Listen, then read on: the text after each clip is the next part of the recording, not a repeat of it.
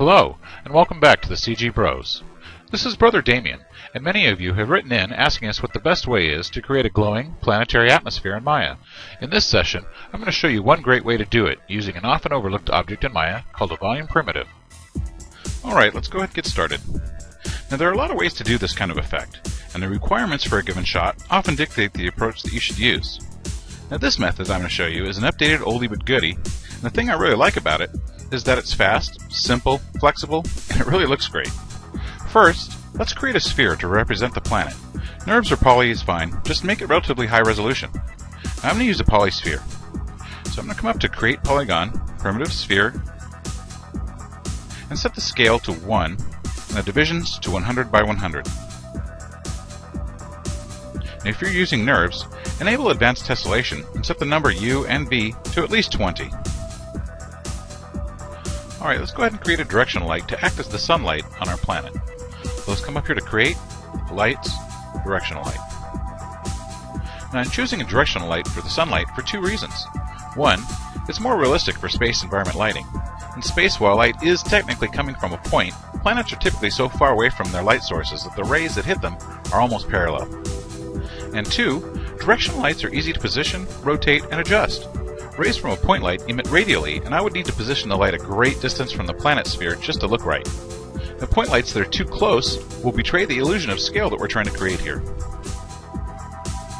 And repositioning them becomes quite painful, and take it from me, when it comes time for rendering out your shot, lights located at great distances are really tough for Maya and most other programs to calculate, and can even bring the largest rendering farm to a complete halt.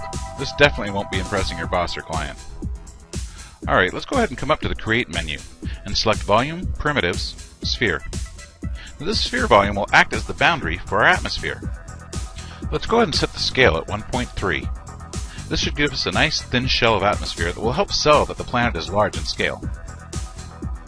Alright, let's go ahead and take a quick render just to see what this looks like. Now, this looks pretty nice, and it does look like an atmosphere. Let's go ahead and tweak it to refine the look. So by default, the volume primitive sphere is assigned a Sphere Fog shader.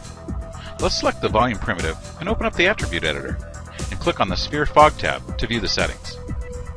Now, I like to use the Interactive Photorealistic Rendering Panel, or IPR for short, so I can see the effects of parameter adjustments rendered in real time.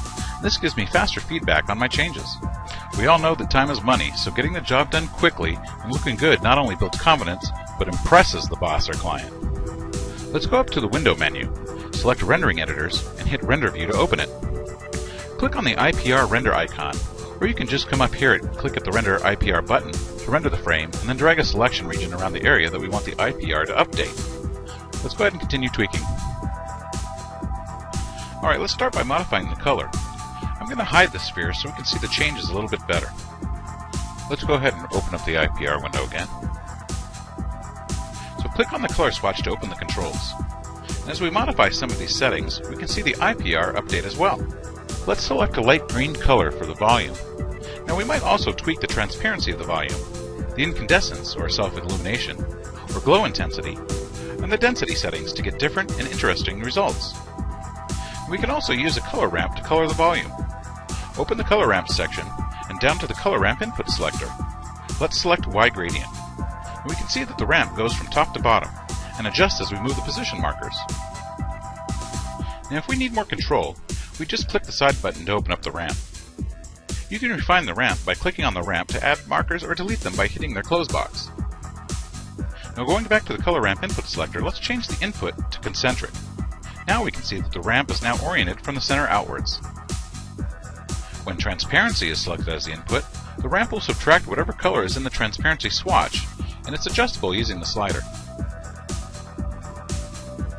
Now keep in mind that moving the slider all the way to black resets the color swatch. Now I almost always work in object space. If we check the Eliminator box, this allows for lights in the scene to influence the volume, scattering light through it, as well as enables the volume to receive shadows cast by other objects. We can adjust the amount of light scatter from our light source. With a little tweaking, we can make the atmosphere brighter when it's backlit, creating brighter rims on the dark side. And keep in mind that rendering will be a bit slower with Illuminate checked on, because Maya now has to calculate shadows and light scattering. Shadow map resolution and filter size may also have to be increased, as well as increasing the volume sample's overwrite on the volume shape node to scare away any artifacting in the shadows. Okay, let's go down here to the drop-off section, and let's adjust the edge drop-off. I usually keep the drop-off method set to scale opacity so that the density falls off beginning from the volume boundary towards the center. There's something else to keep in mind here, is that since we are working with a 3D volume, we can also apply 3D textures to the mappable channels. Now, this really opens up a lot of unlimited possibilities for creating and animating different types of textural effects in the volume. Go ahead and click on the Map button to open up the Create Render Node window, and let's select 3D textures to filter the list, and select the Crater shader. We can now modify the attributes as we wish to get some pretty interesting effects.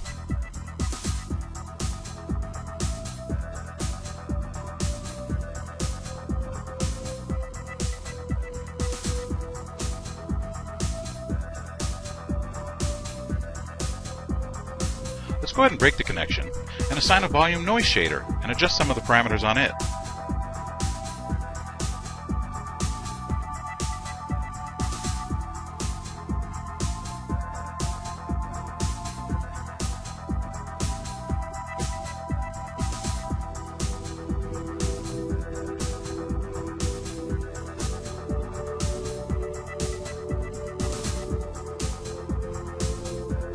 Let's go ahead and break the connection again and assign a cloud shader and change some of the settings on that.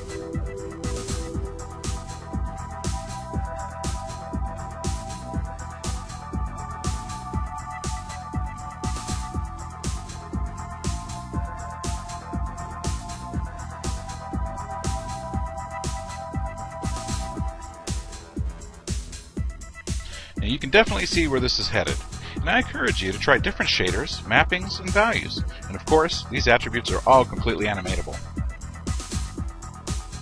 Alright, let's go ahead and break the connection to get back to our uniform glow.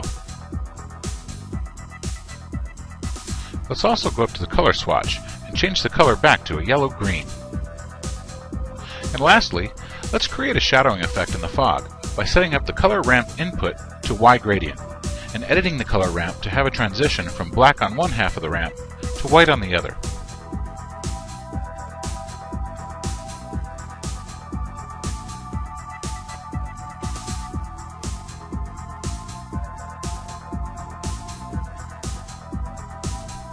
We can then rotate the volume sphere such that the shadow faces away from the sunlight. Now I really like the flexibility of this effect because it not only looks good from far away, it looks good close up as well.